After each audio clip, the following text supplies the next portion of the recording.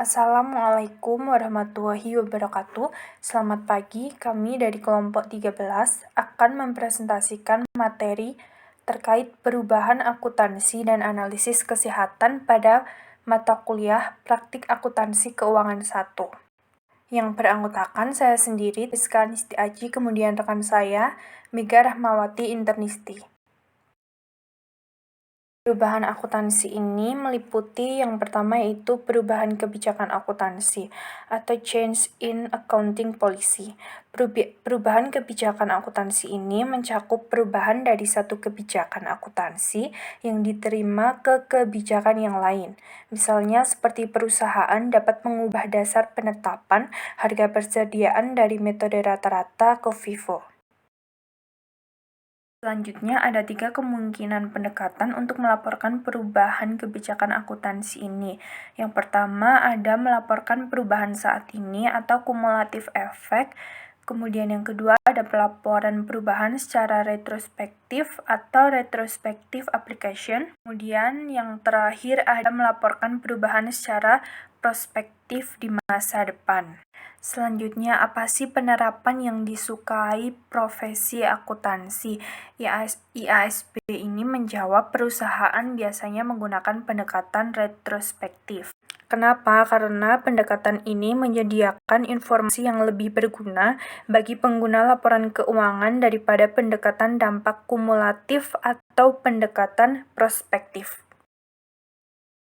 Kemudian perubahan kebijakan akuntansi yang pertama menggunakan pendekatan retrospektif ini meliputi yang pertama, mengubah laporan keuangan dari semua periode sebelumnya yang disajikan. Kemudian yang kedua, mengungkapkan pada tahun perubahan tersebut berpengaruh terhadap laba neto dan laba per saham untuk semua periode sebelumnya yang disajikan. Kemudian yang terakhir ada melaporkan penyesuaian terhadap saldo laba awal dalam laporan saldo laba pada tahun yang paling awal disajikan. Kemudian yang kedua, jika perubahan kebijakan akuntansi ini tidak praktis untuk menentukan pengaruh periode sebelumnya, meliputi yang pertama, tidak mengubah laba tahun sebelumnya. Kemudian yang kedua, menggunakan saldo aset awal pada tahun. Metode ini digunakan sebagai tahun dasar untuk semua perhitungan berikutnya. Kemudian yang terakhir, mengungkapkan pengaruh perubahan pada tahun berjalan dan alasan untuk mengabaikan perhitungan dampak kumulatif dan jumlah dari tahun-tahun sebelumnya. Ada perubahan estimasi akuntansi. Yang pertama, ada pelaporan prospektif, di mana perusahaan harus melaporkan secara prospektif perubahan estimasi akuntansi, yang artinya perusahaan tidak harus menyesuaikan hasil yang dilaporkan sebelumnya untuk perubahan estimasi. Sebaliknya, jika perusahaan memperhitungkan pengaruh dari semua perubahan estimasi pada yang pertama yaitu periode perubahan jika perubahan tersebut hanya mempengaruhi periode bersangkutan. Contohnya, seperti perubahan estimasi jumlah piutang tidak tertagih hanya berpengaruh pada laba periode berjalan. Kemudian yang kedua ada periode perubahan dan periode masa depan jika perusahaan tersebut mempengaruhi keduanya. Contohnya seperti perubahan estimasi masa manfaat aset yang dapat disusutkan mempengaruhi beban penyusutan pada periode berjalan dan masa depan. Kemudian untuk perubahan estimasi akuntansi yang kedua ada pengungkapan di mana perusahaan harus mengungkap sifat dan jumlah perubahan dalam estimasi akuntansi yang berpengaruh pada periode berjalan atau diperkirakan akan berpengaruh pada periode masa depan. Kecuali pada tidak praktis untuk memperkirakan pengaruh tersebut. Kesalahan. Kesalahan yang signifikan ini adalah kesalahan yang mengakibatkan penyajian yang terlalu besar atas aset atau laba. Namun, investor harus mengetahui potensi pengaruh dari semua kesalahan tersebut. Bahkan, kesalahan klasifikasi yang tidak berbahaya dapat berpengaruh terhadap rasio yang penting. Selain itu, beberapa kesalahan tertentu dapat menunjukkan kelemahan penting dalam pengendalian internal yang dapat menyebabkan kesalahan yang lebih signifikan. Perubahan kesalahan ini menggunakan pendekatan penyajian kembali yang meliputi yang pertama ada mengoreksi semua laporan keuangan dari periode sebelumnya yang disajikan. Kemudian yang kedua, menyatakan kembali saldo laba awal untuk periode pertama yang disajikan jika pengaruh kesalahan terjadi pada periode sebelum periode pertama disajikan. Yang selanjutnya adalah analisis kesalahan. Perusahaan umumnya tidak mengoreksi kesalahan yang tidak memiliki pengaruh signifikan terhadap penyajian laporan keuangan. Di sini terdapat 3 analisis kesalahan. Yang pertama, jenis kesalahan yang terlibat. Yang kedua, jurnal yang diperlukan untuk membetulkan kesalahan. Yang ketiga, cara penyajian ulang laporan keuangan setelah kesalahan ditemukan.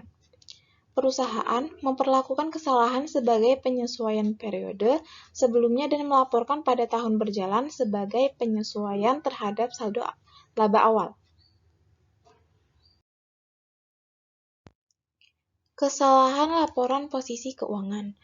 Kesalahan pada neraca atau kesalahan laporan posisi keuangan merupakan kesalahan yang hanya akan mempengaruhi penyajian akun aset, liabilitas, atau ekuitas.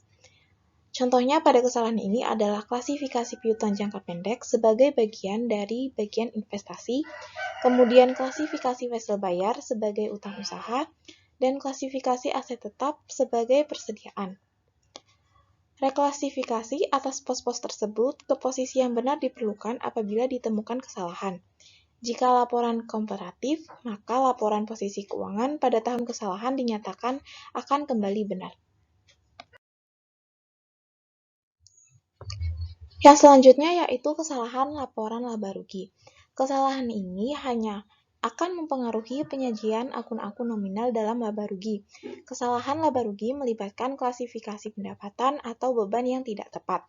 Contohnya pada kesalahan ini yaitu meliputi pencatatan pendapatan bunga sebagai bagian dari penjualan, pembelian sebagai beban piutang tak tertagih, dan beban penyusutan sebagai beban bunga. Kesalahan klasifikasi laporan laba rugi tidak berpengaruh terhadap laporan posisi keuangan dan laba neto.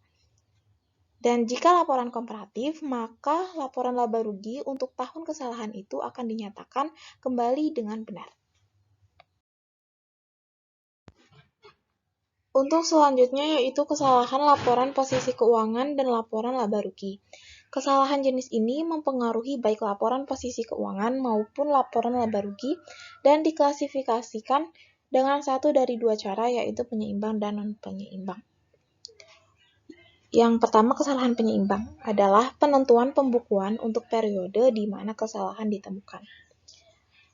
Jika pembukuan sudah ditutup, maka jika kesalahan telah diimbangi, maka tidak ada jurnal yang diperlukan. Kemudian jika kesalahan belum diimbangi, maka diperlukan jurnal untuk menyesuaikan penyajian saldo laba. Yang kedua, misal jika pembukuan belum ditutup. Jika kesalahan telah diimbangi, maka jurnal perlu dibuat untuk mengoreksi kesalahan pada periode berjalan dan untuk menyesuaikan saldo laba awal. Dan jika kesalahan belum diimbangi, maka jurnal perlu dibuat untuk menyesuaikan saldo awal laba.